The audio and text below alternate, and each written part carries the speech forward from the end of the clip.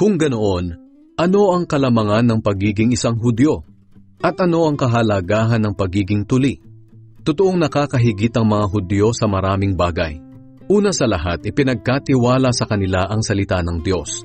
Kung hindi naging tapat ang ilan sa pagsunod sa Diyos, nangangahulugan bang hindi na rin magiging tapat ang Diyos sa pagtupad sa kanyang mga pangako? Aba hindi, sapagkat tapat ang Diyos sa kanyang mga salita, maging sinungaling man ang lahat ng tao.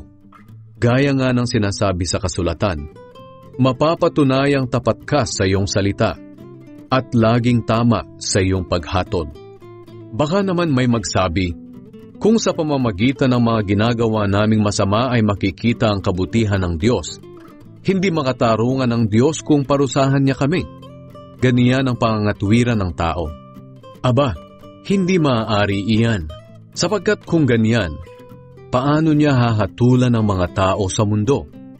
Baka naman mayroon ding magsabi, kung sa aking pagsisinungaling ay lumalabas na hindi sinungaling ang Diyos, at dahil dito papupurihan pa siya, bakit niya ako parurusahan bilang isang makasalanan? Kung ganito ang iyong pangangatwiran, para mo na ring sinasabi na gumawa tayo ng masama para lumabas ang mabuti.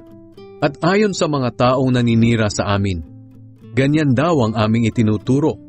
Ang mga taong iyan ay nararapat lamang na parusahan ng Diyos.